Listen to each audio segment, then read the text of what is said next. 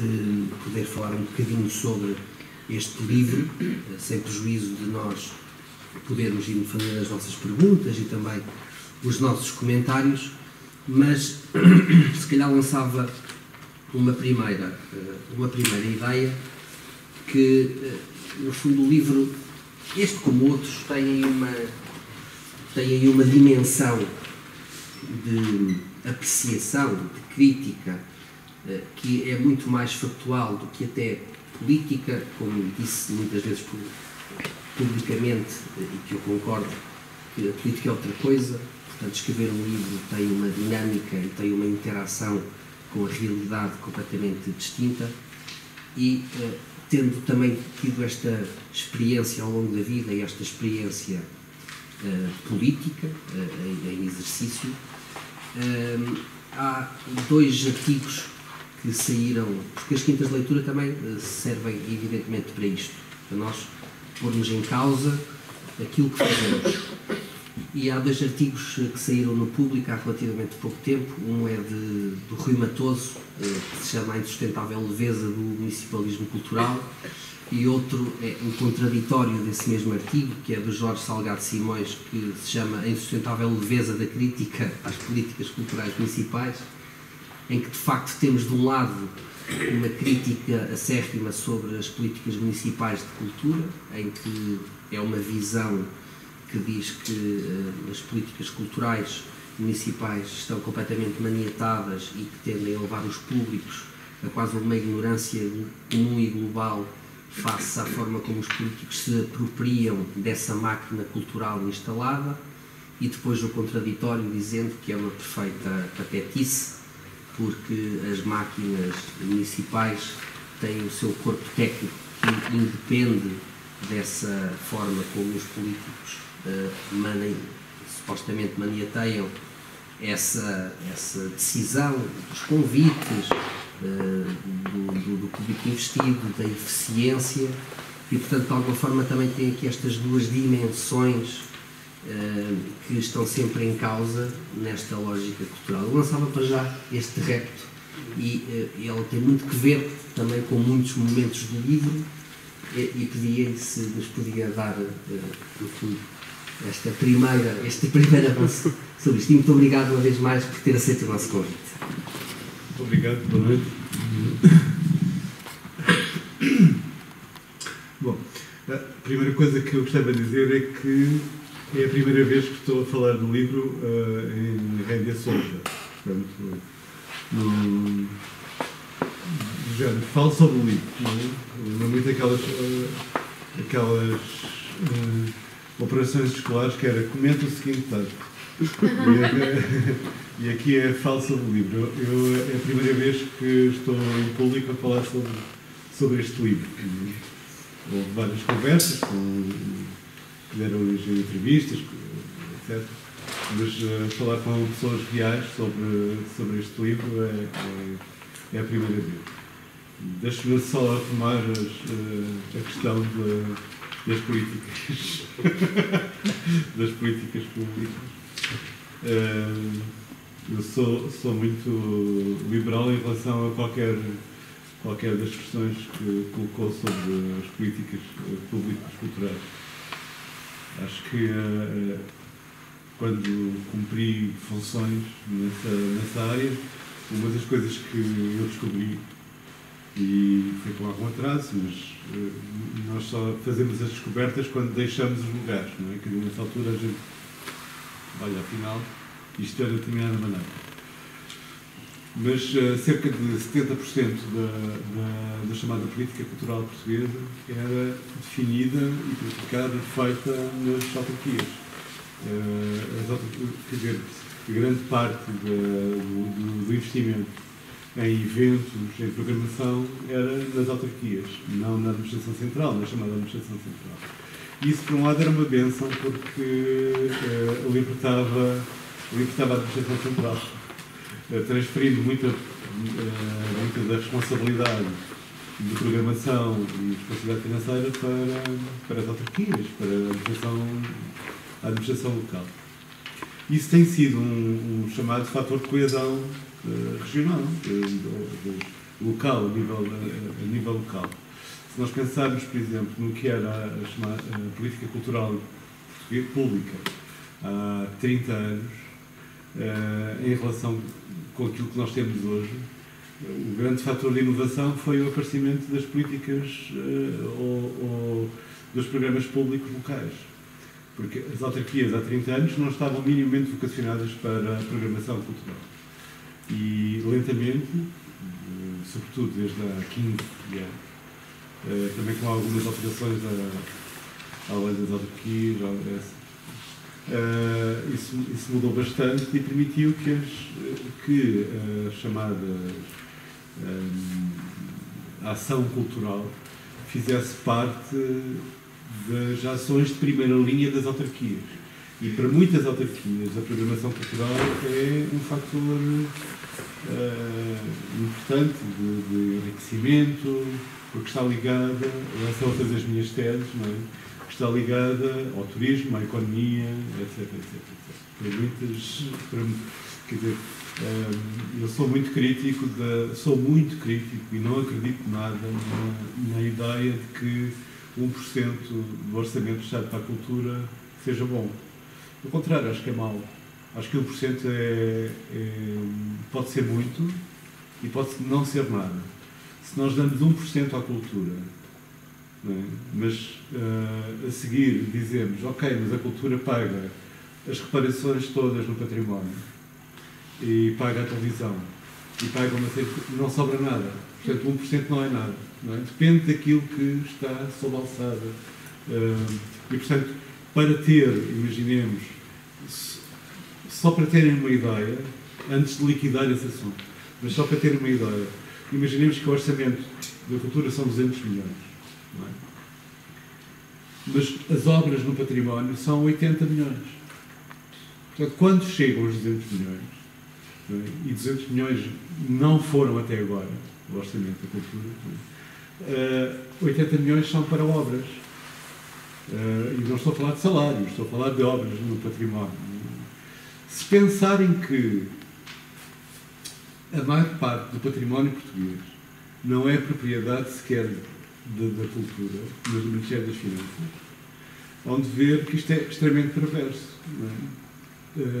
Não sei se tinham esta ideia de que 70%, 80% do património é propriedade do Ministério das Finanças. Os castelos, os palácios, etc., são propriedade do Ministério das Finanças. Portanto, o Ministério das Finanças empresta dinheiro à cultura, que vê o seu dinheiro cativado pelo Ministério das Finanças e depois vai pedir ao Ministério das Finanças autorização para usar dinheiro que o Ministério das Finanças não dá para ser tratado do património que é do Ministério das Finanças. Isto é complicadíssimo. Nós, de vez em quando, recebíamos uma coisinha que era uma nota.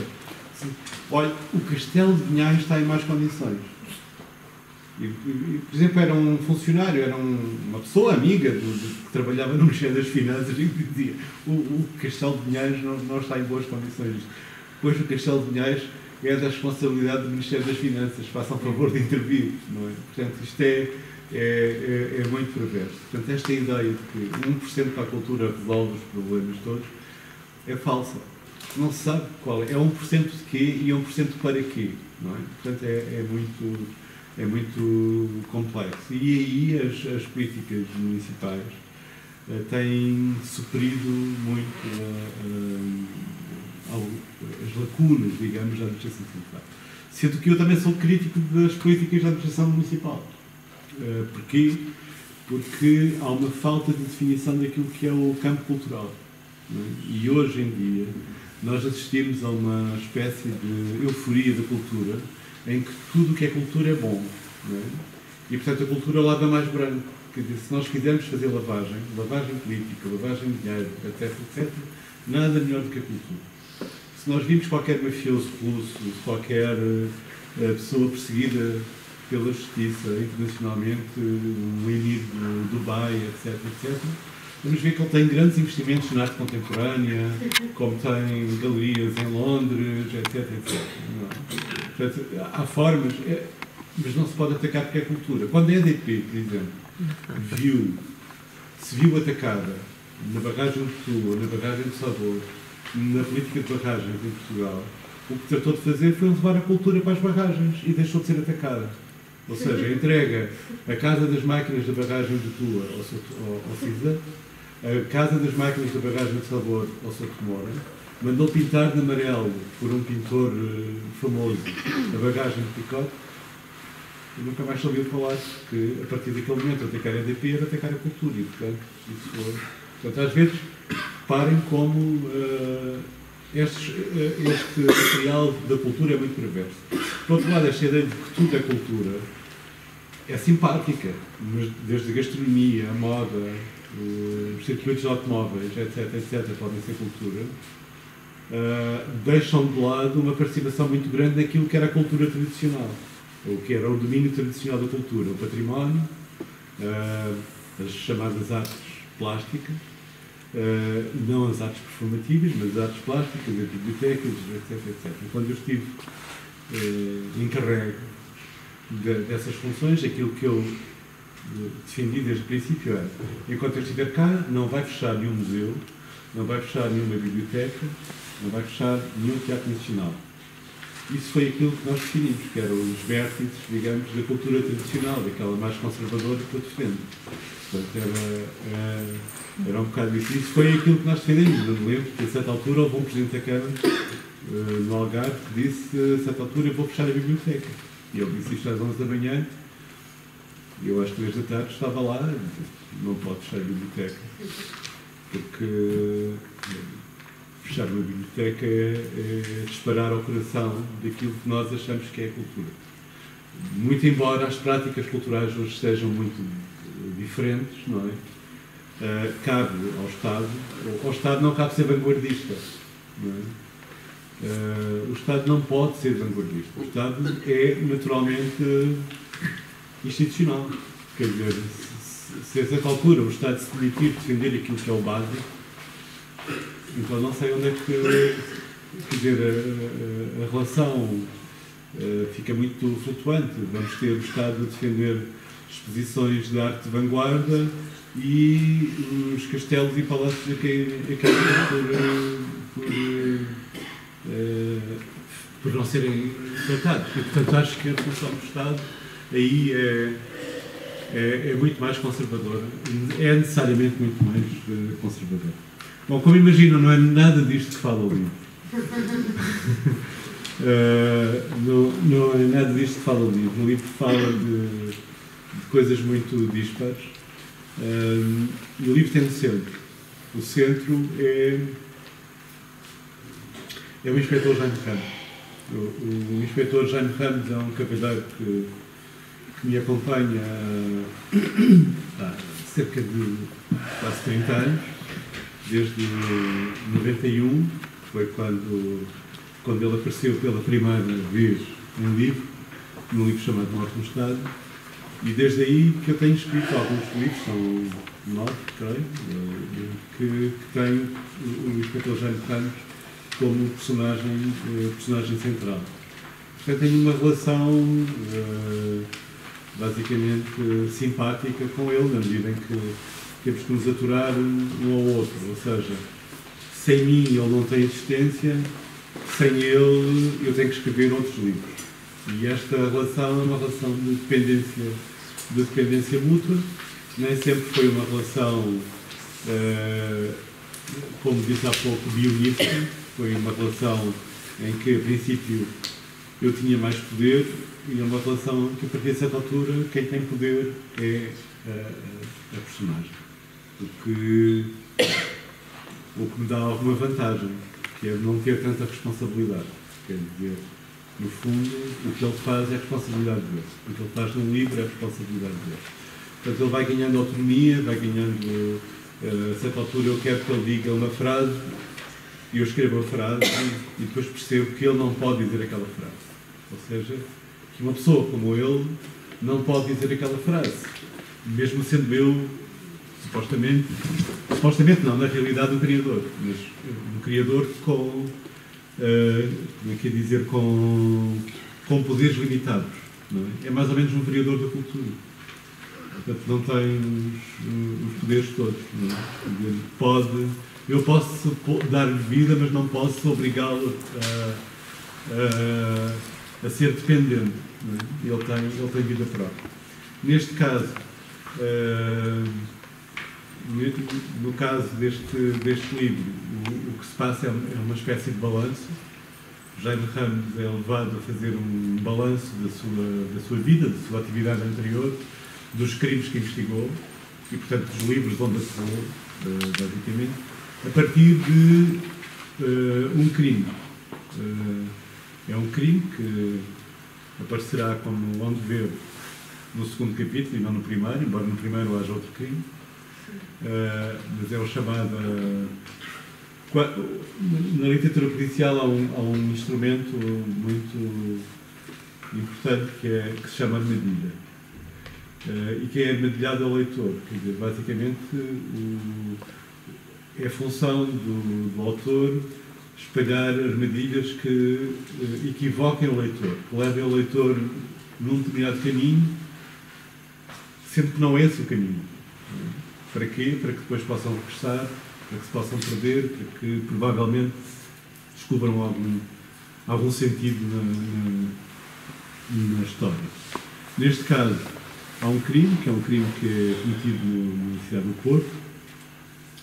Aparece um cadáver pendurado na ponte de Dom Luís, devidamente pendurado. Portanto, naquilo que é, digamos, uma imagem central, uma imagem da cidade, um símbolo, um ícone da cidade, a ponte de Dom Luís, aparece um cadáver pendurado. E, obviamente, que o crime é entregue, a investigação é entregue ao inspetor Jaime Ramos, e que tem muitas dúvidas, não é, sobre o seu papel. Ele chega a este processo, chega ao processo deste livro um pouco perdido. Quer dizer, ele já fez investigações, e neste caso ele está a ser alvo de um processo interno, um processo de averiguações interno. E portanto, o que se pretende é que Jaime Ramos reconheça que ao longo da sua carreira cometeu erros. Não é? Provavelmente foi sexista, provavelmente deu um estalo num suspeito, provavelmente não fez as averiguações, não fez as investigações da maneira correta, da maneira politicamente correta, provavelmente fez alguns desvios politicamente incorretos nestas investigações, provavelmente teve relações de trabalho menos sérias com uma colega ou outra, provavelmente atrasou-se na entrega dos relatórios, não entregou as faturas devidamente rubricadas na altura certa. Eles fazem uma investigação. Porquê? Porque querem eliminá-lo. Portanto, querem afastá-lo. E mandam um cavalheiro, como onde verificar se lerem o livro, que é muito bom, que está ali à dentro. O que ele faz é o que essa personagem faz, que é o Abelino, vai investigá-lo. Durante um certo tempo, vai investigar porque é que ele, no céu demasiado azul, porque é que ele deixou fugir a suspeita, porque é que no Poeira Cai Sobre a Terra ele eliminou provas, ou seja, porque é que ele falhou com o Dom Lamir. Um dos lemas, ou o lema de Jaime Ramos, ou um dos lemas de Jaime Ramos como investigador, é justamente aquela divisa do Samuel Beckett, que é falhar de novo, falhar de melhor. E isso é aquilo que se passa ao longo da vida dele. Não é? Falhou de novo, falhou melhor. Não é? Outro dia o José Mourinho dizia uma coisa absolutamente notável. Ele é muito arrogante, muito chato de ouvir, eu acho, mas outro dia dizia uma coisa fantástica. Ele dizia: eu sei que eu cometi muitos erros, mas se pensam que eu vou cometer estes, estão muito enganados, eu vou cometer outros. Isto eu achei muita graça, porque não é muito fácil alguém reconhecer que não só cometeu aqueles erros, como ainda por cima vai inventar novos erros para cometer. E o Jaime Ramos é um bocado assim, vai cometendo erros. Por outro lado, é uma espécie de confissão do passado, quer dizer, tem a ver com coisas do passado. Este lado da investigação que se faz sobre Jaime Ramos é um dos aspectos, digamos, centrais, porque é aquilo que vai levar a desaparecer e que vai levar a fazer as coisas que faz no livro, que eu não quero contar. Por outro lado, há também uma outra história, que para mim é uma história muito importante no livro, que é a história do seu controleiro no Partido Comunista. O Jaime Ramos, nos anos iniciais da década de 70, foi militante comunista, ele foi militar na Guiné, onde regressou da Guiné ferido, ficou surdo. Não é? A surdez é uma coisa que nos dá muito jeito, porque tanto eu como a minha mulher somos ligeiramente surdos. Isso é uma vantagem no nosso casamento, porque eu não ouvi bem o que tu disseste, aquela história, não sei bem, não, isso não ouvi. E portanto o Jaime Ramos chega um bocadinho a essa concepção um bocadinho da surdez e vai dizendo sim. De vez em quando está surdo e não ouve. Mas isso porque ele regressou da Guiné com uma surdez crónica, uma ligeira, aquilo que o autor chama uma ligeira surdez crónica. E o Jaime Ramos regressa e foi, digamos, foi recrutado para o Partido Comunista ainda na Guiné. Quando chega a Portugal, quando chega à metrópole, não é? Quando chega ao Porto, ele sabe quem é o homem, o contacto do Partido Comunista com quem tem que falar, que é o Júlio Freixo, que é o controleiro que vive em Gaia, que é um controleiro, o primeiro controleiro dele, e ele faz, durante algum tempo, algum trabalho clandestino no partido. Passados 40 anos, o Júlio Freixo chama, não é? e quer fazer algumas confissões. A principal confissão é que, portanto, nesses anos, isto só para vos abrir o apetite e conseguir vender mais alguns livros, é que o Jaime Ramos fazia um trabalho de entrega de correspondência, digamos, de entregar uns pacotes. De deixá-los em determinados endereços na Baixa do Porto. O Jaime Ramos, nessa altura, era funcionário de um banco, que já não existe, era o Banco Pinto Magalhães, e depois entrou na Polícia Judiciária.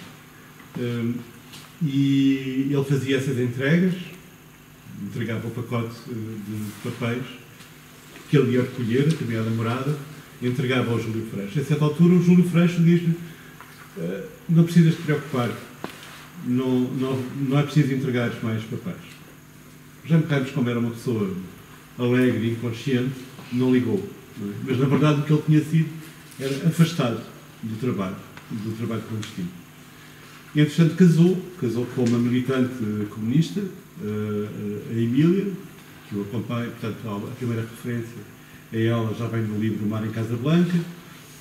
Pronto, e agora o Júlio Freixo, passados 40 anos, né, chama-o e diz: olha, eu queria te dizer que tu foste afastado na altura por um motivo, porque alguém desconfiava que tu não eras, enfim, que tu não eras perfeito, que tinhas cometido algum deslize, pronto. E vai-te confessar que quem desconfiava dele era a mulher dele, que era dirigente comunista. Portanto, a própria mulher de Jaime Ramos desconfiava dele. Portanto, Jaime Ramos não é, de facto, uma pessoa de confiança. E isso é uma marca, que é uma coisa que ele vai carregar a vida toda. E, por outro lado, o Júlio Freixo tem uma tarefa para ele desempenhar, que eu acho que é um grande desafio para Jaime Ramos. A tarefa é ir procurar um filho. Não é? Um filho que está desaparecido. E porquê que está... E o que é que Jaime Ramos tem que fazer? Tem que encontrar o filho de Júlio Freixo para lhe entregar a biblioteca dele. Ele vai morrer, está demasiado débil, sabe que vai morrer em breve e quer dar um destino aos seus livros. E o melhor destino que ela encontra é dar os livros ao filho. Só que o filho desapareceu há muitos anos. A última vez que ele o viu foi em Macau, pela televisão. E depois viu mais tarde em Pequim. Em imagens, pela internet, etc. Claro que Jaime Ramos diz: porque é que não entregas os livros a uma biblioteca pública? Não é? Ele não pensava na biblioteca da Figueira, mas ele tenta demovê-lo, não é? Mas o Júlio Freitas tem um grande desafio, que é: tu tens que o encontrar, porque se não o encontrares, os livros são para ti. E isto em xadrez chama-se um gambito, não é? Quer dizer, está feito. Ele tem que o encontrar. O Jaime Ramos sempre cobiçou aquela biblioteca.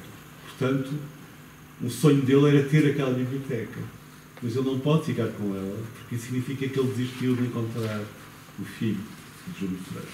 Portanto, vejam como é um dilema moral muito grande que se coloca a Jaime Ramos. E, portanto, ele tem que dar tudo para encontrar esse homem desaparecido, que não é um homem vulgar, como onde perceber. E, portanto, é esta um bocadinho a história, aquilo que eu posso falar, e já falei demais, da história da luz de Pequim. Portanto, é uma continuação da biografia de Jaime Ramos, do personagem que, como eu vos disse, me acompanha desde há 30 anos, com muita felicidade minha e infelicidade sua. O facto é que nós não tivemos não tivemos, desde a democracia, desde 74, uma literatura policial forte. Pelo contrário, a literatura policial mais forte que houve em Portugal foi antes do 25 de Abril, mas não de autores verdadeiramente portugueses, ou seja, era escrita por autores portugueses, mas que escreviam sob pseudónimo.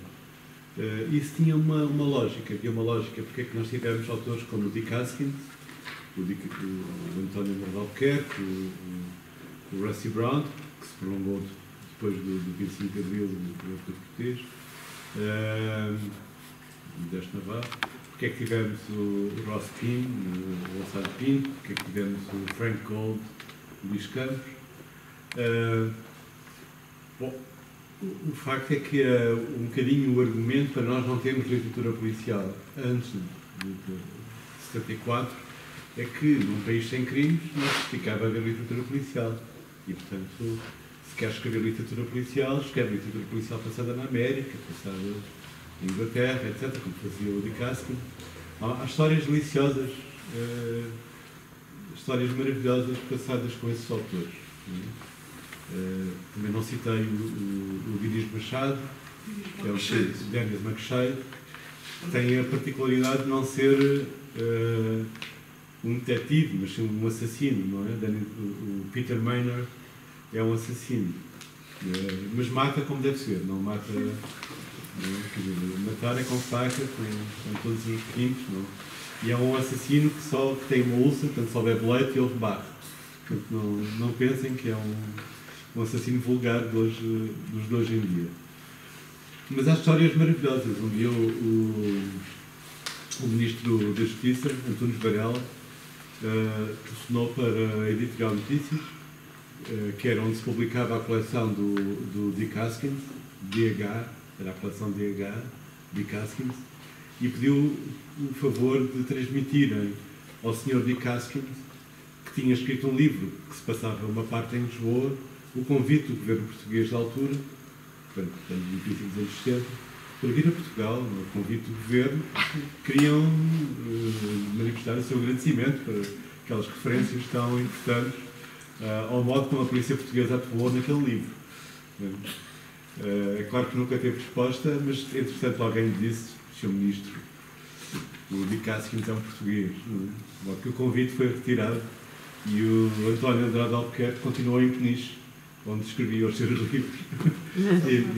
E há outras histórias fantásticas ligadas a esses autores ao Ross Pym, não é? Quer dizer, e havia uma série de autores muito engraçados, que eram autores que trabalhavam para a Agência Portuguesa de Revistas. A Agência Portuguesa de Revistas era uma editora muito sui generis, que publicava tudo, publicava desde a Crónica Feminina, como se lembram, até, portanto, várias revistas, até uma coleções de livrinhos muito pequeninos, eram livrinhos de pequeno formato, que eram de guerra, amor, espionagem, etc, etc. Eu cheguei a entrevistar um senhor que era coronel de infantaria, de cavalaria, naturalmente, vivia em Santarém, e ele era especialista em histórias de western e de amor, das secções amor e western, dessas coleções da Agência Portuguesa de Revistas. Tinha escrito 130 e tal pequenos livrinhos desses. E outro dia houve uma exposição na Biblioteca Nacional, uma exposição sobre a Agência Portuguesa de Revistas. Era fantástico ver o grupo de redatores e autores de livros que se apresentava todos os dias de manhã, às 10 da manhã, os senhores de gravata e colete, as senhoras vestidas com a sua camisolinha e colar de pérolas, não é? E então, às 10 da manhã, sentavam-se com as suas canetas e começavam a redigir os livros, não é? Que ao fim de uma semana cada um tinha que produzir um livro, pelo menos, para a Agência Portuguesa de Revistas. E aí foram escritos muitas. Não estão contabilizadas a quantidade, não está contabilizada a quantidade de livros que se produziu, de livros policiais produzidos nessa altura. Mas há muitos outros autores desconhecidos. Por exemplo, as coleções, a coleção Escraveiro de Ouro, a coleção X, uma série delas, tinham autores estrangeiros, autores de língua inglesa, que nunca existiram. Não é? Sabia-se, por exemplo, o livro é traduzido por Manuel Esteves Branco, de um autor que, sei lá, podia ser Emmanuel White, traduzido por Manuel Branco. O autor era o Manuel Branco. Não é? Que houve muitos casos destes e que não estão, nem todos estão recenseados. Eram muitos autores que eram influenciados sobretudo por autores americanos, não é? Quer dizer, autores americanos de pós-Chandler e pós-Hammett. Foram muito marcados pelo James Hadley Chase, sobretudo, que era violento, pelo Mickey Spillane, que era outro dos autores mais influentes, que era um autor duro, não é?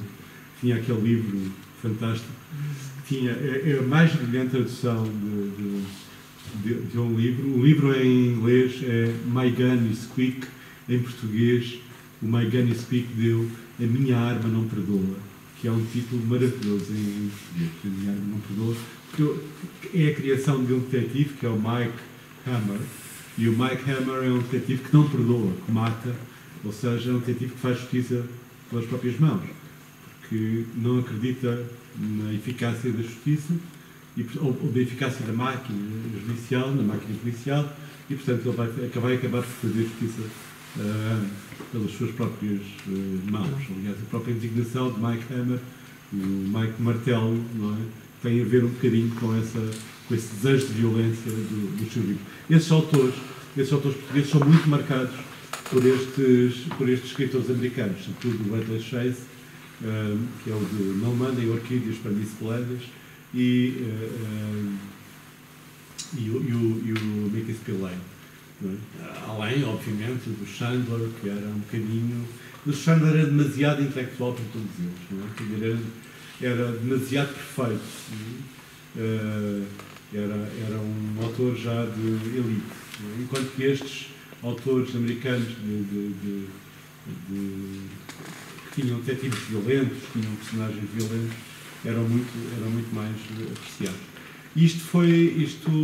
Quando chegamos a 74, há uma geração de autores entre os quais está o Deste Navarro, depois, que já vem antes do 25 de Abril, não é? Que é o Artur Porteiro e o Rusty Brown, e que vão fazendo uma espécie de romance policial de natureza social e política, não é? Em que há os maus declaradamente maus, que são todos fascistas, e depois há os outros que são as vítimas, não é? E essa é uma coisa que vai perdurar durante alguns anos, durante a década de 70 e de princípio de 80, que é quando começam a aparecer os autores. Na década de 90, de facto, há uma chamada tentativa brincadeira, que as pessoas depois levam a sério e consideram um momento fundador da literatura policial moderna, que é o da Clara Pinto Correia, que é o Adeus Princesa, e o Miguel Miranda, o Justino Pamplona, o Luís Rodrigues e eu próprio. Portanto, esta pessoa que está aqui à vossa frente. Acontece que quase todos eles desistiram e, portanto, eu fiquei por... Fiquei sozinho, não é? Fiquei um bocadinho sozinho, mas também por perda de comparência, portanto, acabei por ficar um bocadinho com o terreno. Mas isso não é uma coisa muito agradável. Porquê? Porque o policial não é uma coisa muito popular. Durante muito tempo, o policial era uma literatura... Quer dizer, não quer dizer que tenha deixado de ser, mas era uma forma literária de baixa extração. Por um lado, os autores de policial eram pessoas que gostavam demasiado de sangue, de crimes e cadáveres e tudo isso. E, por outro lado, falavam de uma coisa que não era muito agradável. Obviamente que isto não é verdade, mas isto era um bocadinho a imagem que passava. Porque isso coincidia também com uma certa imagem que nós tínhamos de Portugal. A imagem de Portugal que havia as pessoas que gostavam de sangue e, portanto, liam o jornal O Crime e o Correio da Manhã, e as outras. Até que depois, de repente, há uma série de crimes que começam a comover a sociedade portuguesa. E nós damos conta que a quantidade de crimes cometidos em Portugal, muito embora nós não sejamos, naturalmente, pessoas de índole criminosa, pelo menos a maior parte dos que estamos aqui hoje. Eu disse a maior parte. O facto é que, por exemplo, não sei se recordam, quando a surpresa, quando acontecem os crimes do meia-culpa, que eram os acontecimentos de meia-culpa em Amarante, era uma discoteca em Amarante, de repente, no meio do nada, não é? O país, que era uma coisa simpática, não é? O meu país era assim um mapa com mel das oliveiras e toda a gente lia livros de José Saramago, a Belinda voava, o Baltazar cantava e de repente há crimes de meia culpa, é? Onde morrem 20 pessoas assim, são assassinadas. Não é? E depois, quer dizer, o noticiário do crime desenvolve-se. Não quer dizer, a mim pessoalmente o noticiário do crime não me fascina, nem sequer sou um leitor muito frequente, nem sequer diligente das páginas do crime. Mas o policial sofreu um bocado, se quiserem, com esta repulsa portuguesa pelo crime. Não quer dizer que não se cometam crimes de altíssima qualidade entre nós. E que vale a pena sempre ter em conta. Temos criminosos muito interessantes. Não é só a Rosa Grilo, que eu acho uma personagem... Aliás, escrevi uma reportagem sobre a Rosa Grilo, que é um personagem fascinante. Não pela maneira como os crimes foram cometidos, ou deixaram de ser cometidos. Aliás, eu acho que é uma história que vai dar para anos e anos e anos. Aliás, como se está a ver, já se passou de considerarmos a Rosa Grilo como autora material do crime. A Rosa Grilo é suspeita de ter morto. O António Joaquim também pode ter morto. Afinal, podem ter sido angolanos, afinal não. E eu acho que isto vai dar... Agora, entretanto, percebe-se que houve uma bala que foi plantada no local do crime, etc. Portanto, a coisa não vai acabar. Não é? O que é que isto quer dizer? Quer dizer que temos matéria, não é? Mas não temos interesse. Não temos interesse pelo romance policial. A própria forma como eu escrevo o romance policial, ou como eu olho o romance policial, não tem muito a ver com o crime, propriamente. Digamos que a sociologia do crime não me interessa para quase nada, não tenho grande simpatia por, como aliás eu disse há pouco, pelas raízes políticas e sociais do crime. Não me interessam muito. Interessam-me os personagens, não é? E interessa-me um bocadinho o país e a maneira como o país vai passando por estas páginas. Interessa-me um bocadinho o país de elites Interessam muito as ligações familiares, interessam muito interessam muito as castas.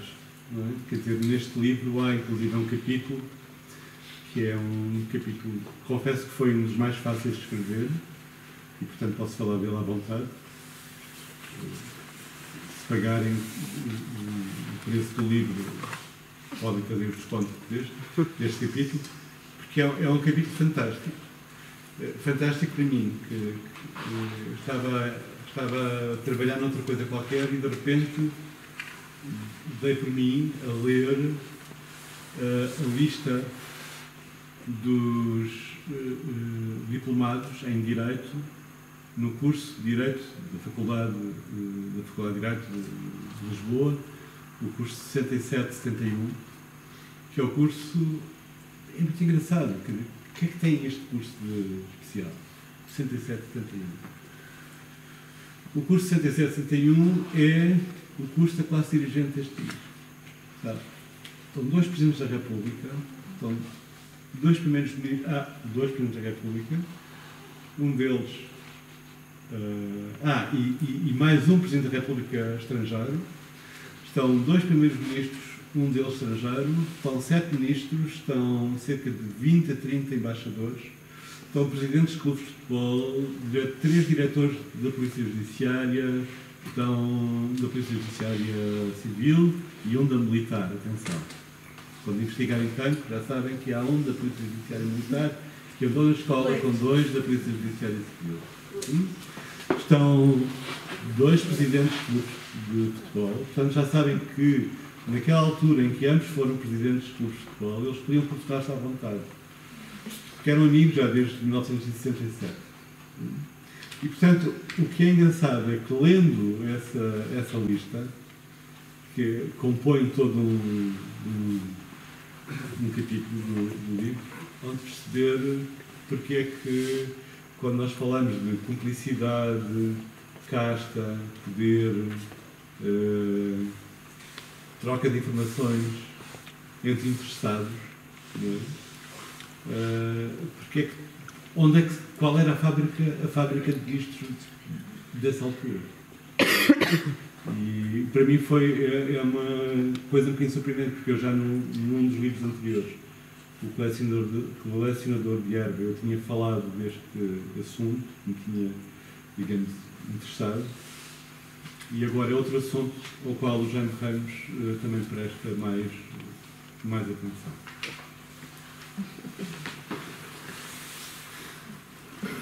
E aqui numa citação diz que o seu estilo se aproxima muito do Simenon. É uma honra para si, não é? Para mim é uma honra. Foi um dos autores que eu li quando era adolescente, não é? E com quem aprendi a falar francês, porque lia muitos livros em francês, e ainda sou da geração anterior, desculpem, que falava francês mais do que inglês. Líamos primeiro La Faute de la Bémorie e depois o Crime do Padre Amaro. Sabíamos recitar os versos do Verlaine, sabíamos recitar aquelas coisas do Verlaine, líamos o Victor Hugo e tal. Não é uma vantagem muito grande, mas era alguma coisa. E o Simenon era muito engraçado, porque o Simenon... nós víamos em francês muitas coisas. A da obra dele está traduzida para português. Sim, agora está tudo. Mas havia muitas coisas que não eram policiais. Eu adorava colecionar os livros de Simenon porque gostava imenso dele. Da maneira de escrever, sentado num bar a tomar uma cerveja, a Madame Simenon em casa, essas coisas assim, era tudo muito engraçado isso, não é? Era muito engraçado, porque o livro, ele chama-se Jules Maigret, e aparece Jules Maigret, que é o inspetor Maigret, mas a mulher do Jules Maigret não tem nome, é Madame Maigret. É sempre Madame Maigret, é uma excelente senhora, e portanto temos pouca informação sobre a Madame Maigret, exceto num livro que se chama L'Amie de Madame Maigret, a amiga de Madame Maigret, que que por acaso ela também não é importante, o que é importante é o marido da amiga da Madame Maigret. Vamos ver a complicação, mas é um estilo de romance muito... quer dizer, é um personagem tão parisiense, o casal Maigret vive no Boulevard Richard Lenoir, mesmo no centro burguês de Paris, no 6e, à beira do 6e. Mas tem esta particularidade, ainda por cima é escrito por um belga, não é? Portanto, tem aquelas coisas todas que dá para contar anedotas sobre os franceses e os belgas, e aqui também é tão bom, é um francês tão bom que é escrito por um belga. É como a música de Jacques Brel, era tão boa, um expoente da canção francesa tão boa que é belga. E, portanto, no caso do Simenon, é importante que o Simenon era um personagem, o Simenon como autor, ele próprio era um personagem fantástico, era um personagem muito interessante, que foi um dos grandes, ele era um profissional no sentido estrito da palavra, escreveu 100 e tal histórias de Maigret, ao todo escreveu 200 romances, e ele dizia que escrevia tudo isto porque gostava de andar de barco, e portanto o primeiro dinheiro que ele ganhou a sério foi para comprar um barco a sério para poder viajar, e ele viajou bastante no Mar do Norte e depois também no Mediterrâneo para poder escrever, dizia. E era um personagem, e o personagem, o comissário Maigret, era muito apetitoso, não é? Porque era um homem afável, tinha poucas fúrias, tomava cachimbo, o comissário Maigret, sa pipe, estavam sempre aquela coisa, e então ele ia, das coisas que lhe dava mais prazer era ir com o seu grupo, o Janvier, o Casse, etc., que eram os investigadores da brigada, irem a Brasserie Dauphine. Fazer os vistos à escada. Pois, não. E então, em frente à polícia, que era no Quai des Orfèvres, havia a Brasserie Dauphine, onde ele ia beber imperiais. Não é? Ia beber, era de un demi.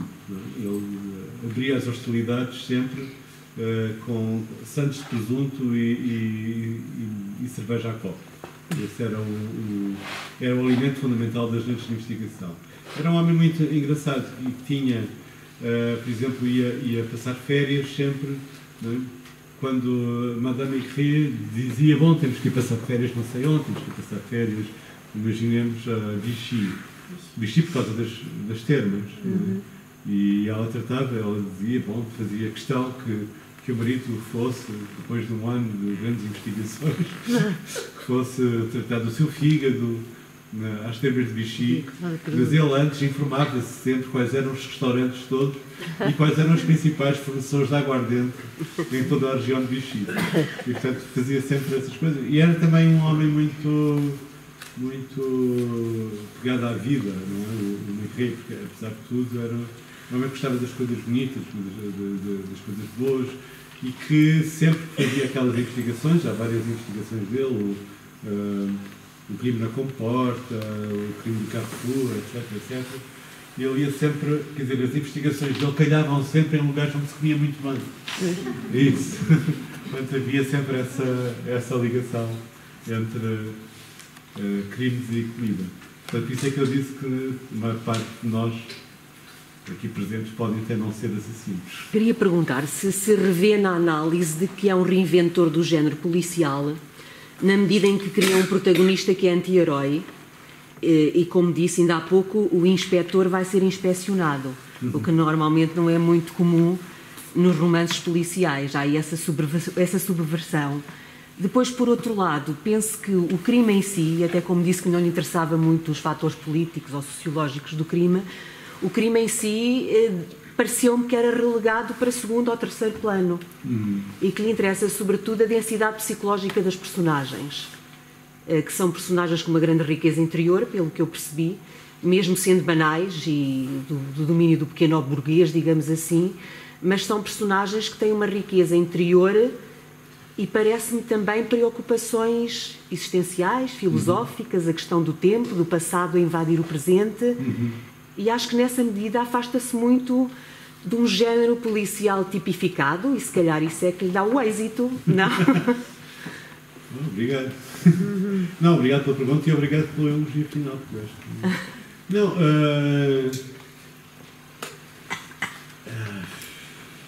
quer dizer, este livro também é muito atípico na própria carreira de Jaime Ramos, porque é um livro de balanço, não é? Da atividade do Jaime Ramos. Há outros em que o crime quer dizer, nem todos os livros, eu não posso estar a escrever policiais já com 10 ou 12 livros e depois não ligar aos crimes. Em algum lugar eu tinha que ter ligado. Aqui no Morte no Estado, no centro é o crime, não é? Acho eu que talvez não ser demasiado adulto seja o crime do centro também, de certa maneira. Agora, o que me interessa é um bocadinho a forma como o Jaime Ramos encara a vida, não é? E o seu passado, como disse, e também esses outros personagens, esses outros personagens que acabam por estar ali a rodeá-lo. O próprio Jaime Ramos, ele diz: eu sou polícia, mas na verdade eu tenho uma outra dimensão que é do biógrafo, ele tem uma dimensão de biógrafo. E ele diz que fazer investigação policial, fazer investigação de um crime é um pouco estar a fazer biografia. Biografia das vítimas e biografia dos suspeitos. Não é? Mas há uma coisa que disse que para mim é muito importante. Eu lembro de, já há muitos anos, estamos num debate, numa universidade, lá fora, e haver uma senhora que me disse, que disse qualquer coisa como: eu li o seu livro e fiquei muito desiludido porque os seus personagens são muito pequeno-burgueses, e ela estava muito desiludida, e para mim aquilo soou-me um elogio tremendo, porque eu queria que fosse exatamente assim, não é? Queria que fosse exatamente uma história com pessoas, eu não digo normais, porque nenhum de nós é verdadeiramente normal, não é? Mas quer dizer, pessoas que nós possamos encontrar ao sair da porta. Pessoas quer dizer, cuja vida é excepcional, cuja vida excepcional está escondida. Não é? E portanto, isso para mim era um bocadinho um elogio. Agora, é como diz, quer dizer, o que me interessa verdadeiramente, ou melhor, não me interessam muito as raízes políticas e sociológicas do crime. Acho que o crime propriamente dito, é uma coisa tão séria, não é? Quer dizer, que deve ser estudada pelos verdadeiros sociólogos e especialistas em crime. Não é? Para quem conheceu o trabalho da Polícia Judiciária, ou para quem conheceu as margens onde se cometem os crimes sociologicamente enquadráveis, não é? Não estou a falar dos crimes de exceção. Acho que isso não é um assunto demasiado sério para nós estarmos a criar sociologia amadora. Quer dizer, no fundo, o que os autores escrevem é sobre crimes de exceção, não é? Porque é como, confesso, quer dizer, falar de um crime na Amadora, ou na Damaia, na Buraca, que são bairros de Lisboa, não tem graça. Agora, um crime na Figueira da Foz já tem muita graça. Na biblioteca. Na biblioteca de Figueira. Na fábrica dos cascos da Foz. Porquê? Porque nós imaginamos é como, por exemplo, o crime que vem descrito no primeiro capítulo deste livro. É uma paisagem lindíssima, não é? Um crepúsculo no rio, no Douro, não é? A natureza está em pleno ali, as gestas em flor, aquelas coisas. É domingo de Corpus Christi, de repente está ali um cadáver. Ninguém vai imaginar. Se passa em Moncorvo, que é uma terra onde só 1000 e tal habitantes. Não é? Ali é que surpreende. Agora, um crime cometido no Caixo de Doré ou no bairro de Lagarteiro, quer dizer, pronto, são sítios onde nós esperamos que aconteça um crime. E, portanto, aqueles crimes que realmente nos espantam do ponto de vista literário, se quisermos, são muito mais os crimes de exceção, embora haja uma intermissão dos crimes da série das Noites Brancas do Porto neste livro, a certa altura. Posso? O que acabou de dizer, os crimes mais literários, eu diria que o sucesso de Francisco José Viegas está exatamente na literatura que põe no policial. A descrição fabulosa que faz de Manaus é como se nós lá estivéssemos estado. E eu acabaria com uma pergunta. Esteve em Manaus de facto, esteve agora em Pequim, esteve em Marrocos, em Casablanca, porque aquilo só mesmo estando vivendo fazia essa pergunta. Sim, bem, muito obrigado pelo elogio. Eu sabe,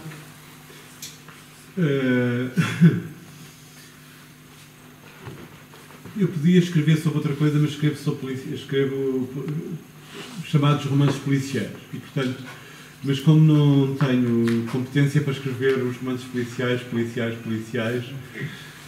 faço à minha maneira. Não é? Quer dizer, isso também é um truque. Cada pessoa tem os seus truques. E eu queria escrevê-los assim. No frontispício do Longe de Manaus, logo a abrir, tem uma frasezinha pequenina em que diz que os policiais, como se sabe, o romance policial, como se sabe, tem regras. Este não tem. Significa que há uma vontade de brincar com o romance policial, com o estatuto do romance policial. Porque nós pensamos que Vou contar uma história, que é esta, que é o José Saramago, com quem eu tinha uma relação que era simpática, porque a cada livro que ele publicava eu entrevistava, porque era o meu trabalho. Mas tínhamos uma regra que era, eu entrevistava, mas sem ler o livro. Porque ele, por uma razão essencial, eu entrevistava, por exemplo, eu lembro-me do Evangelho segundo Jesus Cristo. Eu fui entrevistá-lo no dia em que ele imprimiu, que ele fez o primeiro print do livro. Ele escrevia em videowriter e tal, portanto, aquilo era uma coisa estranha na altura. E escrevíamos sobre o tema, falávamos sobre o tema, o que é que... Eu lembro que na altura ele tinha lido o Morte no Estádio. Ele leu o Morte no Estádio e disse: "Pá, eu acho isto engraçado, mas ouve lá, isto não é policial." E eu disse: "Não é policial porquê? Se eu estou a dizer que é policial." Se eu estou a dizer que é policial, é policial. Não, porque o policial tem que ser assim, assim, assim. Mas quem é que diz isso? De facto, nós temos a ideia de que o policial, não é, como o próprio Saramago disse na altura, aquela coisa, não, o policial tem que ser de linguagem seca, tal. Eu acho que não. Eu acho que justamente não tem que ser assim. Se nós pegarmos, por exemplo, só para quem conhece o S.S. Van Dyne, que é um dos grandes autores da literatura policial, ele tem um pequeno textinho chamado 20 regras para escrever romances policiais, ou 20 regras para escrever histórias policiais. E eu dou um curso sobre literatura policial, todos os anos, e sirvo-me sempre deste truque, que é pegar nas 20 regras para escrever romances policiais do S.S. Van Dyne e depois escolho um capítulo de Dama do Lago, do Raymond Chandler, que é um capítulo em que ele sai, em que o detetive, que é o Philip Marlowe, sai de Los Angeles, não é? Sai do escritório e vai até aos lagos no alto das montanhas. E naquelas 4 páginas o Chandler desobedece a todas as 20 regras do Van Dyne, não é? Portanto, constrói outras regras. O Van Dyne diz: no romance policial não pode haver estado de espírito. Não pode haver estados de espírito do detetive.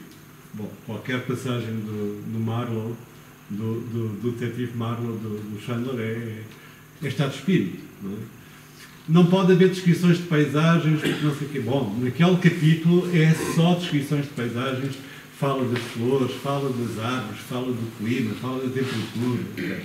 Não pode apaixonar-se, ele está apaixonado, etc. Portanto, é tudo ao contrário. E, portanto, essa ideia, eu agradeço-lhe imenso, porque essa ideia de transportar a literatura para o romance policial é um elogio. Eu achei que, primeiro fez-me aquele elogio, agora o senhor fez isto, e depois tinha-me feito o elogio do Leonardo Soares. Agora estamos à espera do elogio aqui de... Quanto tempo esteve em Moura Soares para fazer isso? Já volto a isso, deixe-me só acabar de responder. Porque depois para responder pessoalmente à sua pergunta, sim, eu estive em Manaus, sim, eu estive em Pequim, sim, eu estive em Marrocos, todos os sítios eu estive. Não quer dizer que isso seja absolutamente essencial. Há pessoas que nunca estiveram. Lembro-me de uma história, é uma história fantástica. Eu tinha uns amigos em Londres, um casal amigo, a Ana e o Marco, que viviam em Londres, e então eu ia lá de vez em quando e eu pagava a minha estadia cozinhando. Eles cozinhavam realmente mal. E eu cozinhava. E há um dia que eles me dizem: ainda bem que vieste, porque vem cá um grupo de amigos jantar, e então tu fazes o jantar, claro. Eu fui fazer o jantar, e ele disse: mas vem cá, entre eles está fulano que escreve thrillers, escreve policiais, e vou pô-lo ao teu lado à mesa, vocês assim podem conversar. Bem, ele tinha escrito um livro chamado Morte em Helsínquia. E eu conheci Helsínquia, e então estivemos a falar durante o jantar em Helsínquia. E tal, esta rua, e a biblioteca de Helsínquia, e aquelas coisas. E depois, cheguei ao fim, eu perguntei: então, e quando é que estiveste em Helsínquia a última vez? Ele disse: eu nunca estive em Helsínquia. I never been there. Eu, com aquele ar absolutamente snob, não é? Nunca estive lá. Eu comprei uns mapas, uns livros e passado uns tempos eu ia em viagem à Islândia e eu estava sozinho em Reykjavik, e havia uma viagem que era uma viagem que na altura era barata, era 25 contos, até a Groenlândia. Eram 2 dias na Groenlândia, em Kulusuk. Eu disse: Kulusuk não. Eu tinha ido fazer uma reportagem para uma revista sobre Reykjavik. E tinha feito já tudo. Reykjavik ainda era muito mais pequena do que hoje já é pequena, naquela altura era muito mais pequena, e realmente não tinha nada para fazer, e 25 contos para uma viagem à Groenlândia, portanto, para ver esquimós era uma coisa simpática, e eu fui, e aquilo era horrível, na verdade. Era horrível, as pessoas eram feias, a paisagem era feia, a cerveja era péssima, e pronto, nada de que uma pessoa, quer dizer, ou exatamente como uma pessoa esperava, não é? E quando volto e no dia seguinte tinha o avião para regresso para Londres. E a última loja a fechar no centro de Reykjavik era uma livraria, naquela altura. Eu fui dar uma volta, o local era muito perto, fui dar uma volta e vejo um livro. O livro chamava-se Death in Kulusuk. Era daquele rapaz que nunca tinha ido a Helsínquia, de certeza nunca tinha ido a Kulusuk. Quer dizer, ele tinha ido a Kulusuk, ele nunca tinha saído de Londres, mas já tinha escrito um livro sobre Kulusuk. Portanto, essa ideia, não é preciso ir lá aos sítios, não é? Mas neste caso, não. Neste caso, eu estive em todos os sítios. E também porque... Acho que há uma coisa que é muito especial, que é a experiência do lugar. A experiência do lugar é muito importante, porque há uma coisa que não se ganha de outra maneira, que é o cheiro, que é o som. Né? E isso foi decisivo. Embora Pequim não apareça muito, não aparece quando tem que aparecer. Basta que ainda não aparece quando tem que aparecer. Mas é uma espécie, é uma cidade onde o personagem se poderia esconder. Eu acho que o Jaime Ramos é uma... Quer dizer, há sempre uma lança provavelmente para um próximo livro. Não é? Mas eu acho é que neste livro ficam demasiadas coisas para resolver. E, portanto, esse último capítulo, esse derradeiro capítulo, é um bocadinho anúncio, sim, eu percebo, é um bocadinho anúncio do próximo, de uma próxima aventura, de um próximo regresso. Porque a ideia é que, quer dizer, nós, no caso de... Isto é um bocadinho aquelas coisas que os juízes dizem, nos tribunais americanos, dizem aos membros do júri. Retirem essa parte que ouvirem, retirem do... Faz conta que não ouviram, não é? Que é quando eu disser. Uma parte do livro, nós ficamos com a impressão de que o Jaime Ramos se vai despedir. E, portanto, que não há mais Jaime Ramos. Portanto, isso esse era o tom usado, não é? Quer dizer, pronto, ele vai-se embora. Não é? E, portanto, chega-se ao último capítulo e, sim, de facto, há uma ameaça de que ele pode regressar. Há várias... Eu não acredito muito naquela ideia. Não acredito, não. Eu acho que estão votados ao insucesso aquelas tentativas de... agora o autor livra-se do seu personagem e mata-o para nunca mais. Isso nunca teve bons resultados. Não é? O Sherlock Holmes, não é? O Conan Doyle livrou-se do Sherlock Holmes, teve de o fazer arrestar da morte, a ele e ao Moriarty. Não é? Portanto, e essa ideia, não, agora vou matar o personagem. O Vasco Montalbán tentou fazer isso com o Pepe Carvalho, teve que, no fundo, terminou toda a sua carreira literária com o Pepe Carvalho. O próprio Simenon, de quem falamos, quer dizer, no final, queria era escrever uma igreja. E, portanto, essa ideia de que uma pessoa cria um personagem e depois livra-se dele com o contrário, não consegue. Não consegue não só porque se tornou uma obsessão, como que, além de mais, é a personagem que ele melhor conhece. E depois também porque acaba por criar leitor. E a certa altura o personagem já não tem mais vida. Quer dizer, os leitores já sabem mais do personagem do que o próprio autor. E, portanto,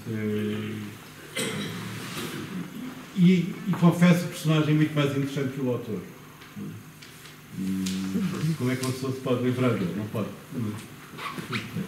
Portanto, é muito difícil. E o Crime em Ponta Delgada tinha um detetive chamado Filipe Castanheira, que era assim, era muito melancólico, muito tristonho e tal. E aquilo resultou para aquele livro. Mas eu precisava de um detetive que fosse o contraponto, que fosse mais duro, mais cómico, que fosse mais polícia. E então apareceu uma ideia de construir o Jaime Ramos de determinada maneira, não é? E é como ele aparece no Morte no Estádio, que é um bocadinho resingão, era ao contrário do Filipe Castanheira. E depois foi evoluindo, nas Águas de Mar, no Céu Demasiado Azul, foi evoluindo até se autonomizar completamente. E, portanto, desapareceu o Filipe Castanheira e ficou só o Jaime Ramos, porque, de repente, senti mais simpatia por ele, senti mais simpatia pela figura do resingão, do tipo que está sempre mal disposto, do homem cético, pessimista, que tem um passado muito mais problemático do que o do Filipe Castanheira, cujos estados de alma são sempre muito mais disfarçados e mais profundos ao mesmo tempo. E portanto, acabou por ser esse o personagem. E é um tipo, hoje, não é um tipo claramente abezingal. É um personagem mais abezingal. Se calhar uma parte da minha erzinguice vai para lá. Faz-se um bocado e põe lá na figura do Jaime Ramos. Embora Jaime Ramos não tenha a ver comigo, quer dizer, é um personagem que vive a sua vida, tem a sua casa, vive naquela rua do Porto, tem aqueles hábitos, não é? E é muito aquele sítio. E é muito aquela cidade também. Diga-me só uma coisa, o Jaime Ramos matou o poeta porque depois do Jaime Ramos nunca mais escreveu poesia. Não. Eu podem ter tido também assassino. Não. Saiu este ano, saiu no ano passado, saiu um livro. Não conheço, então. No ano passado saiu o Juntos à Beira do Caminho e este ano, quer dizer, em 2019, saiu uma antologia da minha poesia na imprensa nacional, que é o Deixar o Verso a Meio. Portanto, não liquidou. Por isso eu só conhecia os livros de poesia antes de Jaime Ramos. Bom, eu queria agradecer-vos a todos terem vindo numa noite de inverno, aquela coisa do Italo Calvino, uma noite de inverno viajante. Mas foi como aconteceu, uma noite de inverno, eu, um viajante, vinha à Figueira, ainda por cima fui tão bem recebido. Queria só despedir-me de vocês, lendo um bocadinho de Jaime Ramos. Lendo 2 bocadinhos de Jaime Ramos. Um em que se apresenta um bocadinho o crime, que é o capítulo, não é o capítulo inicial, e o outro, já vos digo qual é.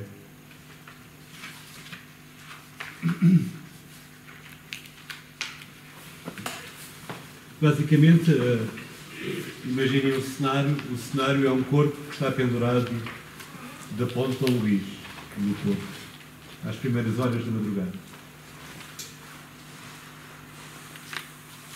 Nada disso podia estar relacionado com o facto de Alfredo Aleixo estar pendurado pelos tornozelos por 2 tiras de couro reforçado com correntes de aço, completamente nu, suspenso sobre um chão de saibro úmido e sujo. Não eram necessárias ampliações fotográficas para perceber que também tinha sido espancado antes de o levarem para aquele lugar tão à vista do trânsito matinal, junto do rio, mas só os médicos legistas poderiam dizer se a morte tinha sido ou não causada pelo disparo na cabeça, 2 tiros, parietal e frontal, e no dorso, à altura do estômago. Um apenas. O rosto era uma amálgama de ferimentos e contusões ou manchas escuras do sangue já seco que tinha escorrido para o chão. Este era o cenário que importava. O resto eram os carros, estacionados à volta do recinto isolado pelos agentes da polícia. 4 deles estavam de pé, como estátuas, de mãos atrás das costas, tentando ocultar a cena a uma câmara de televisão e a 2 fotógrafas que rodopiavam com a brisa vinda do rio de ar insonado.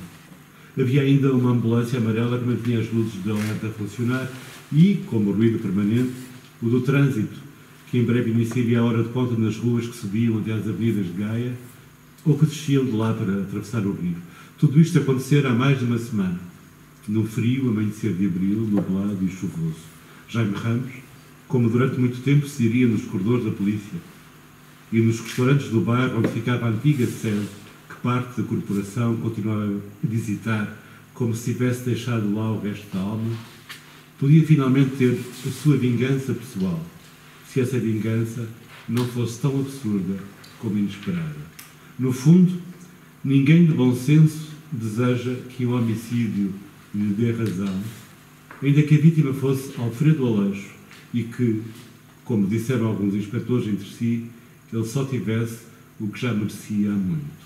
O inspetor Jaime Ramos, que foi sugerido pelos analistas do trabalho da polícia, quis dizer isso mesmo ao chegar àquele lugar somente 2 horas depois de ter sido lançado o alerta, se bem que nestas circunstâncias não houvesse razões para que o chefe fosse ele próprio ver aquilo que durante algumas semanas se designaria como o primeiro espetáculo.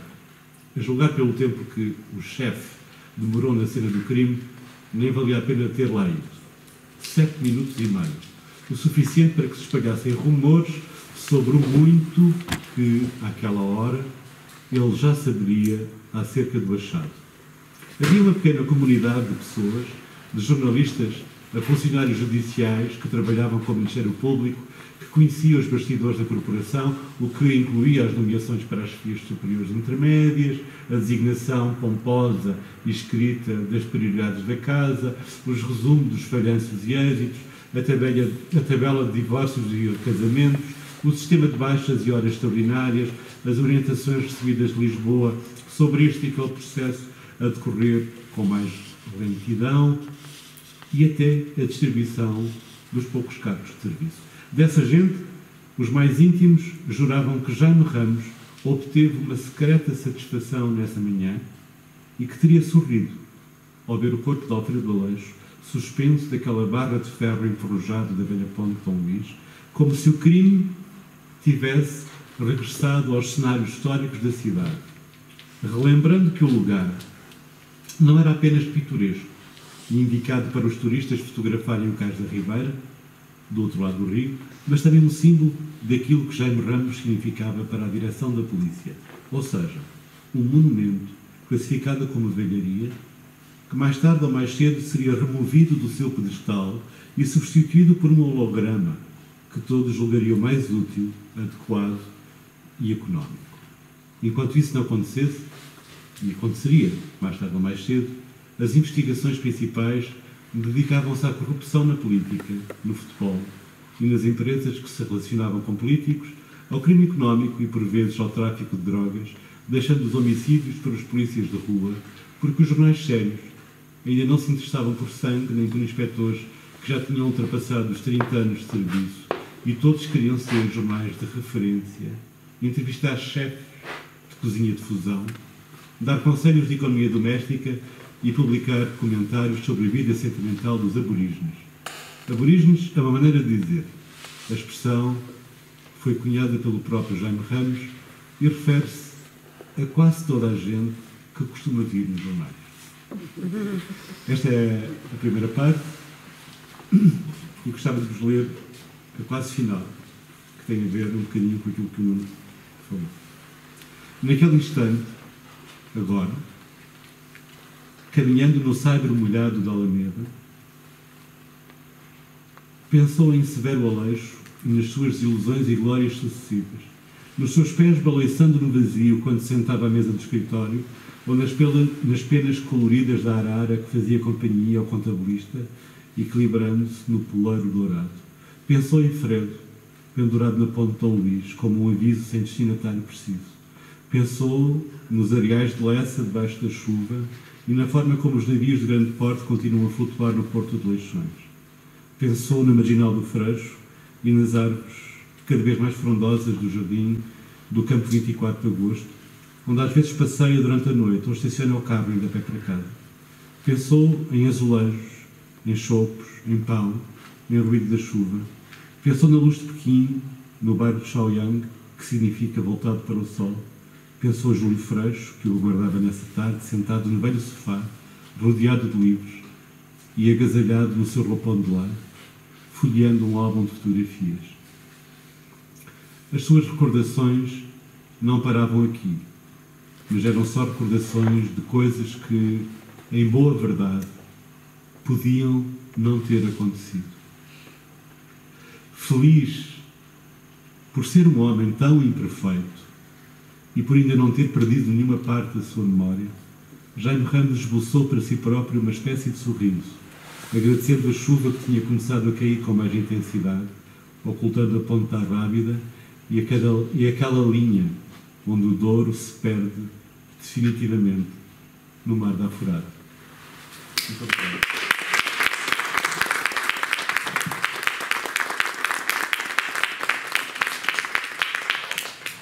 Sr. Professor, muito obrigado por ter aceito o nosso convite. Muito obrigado.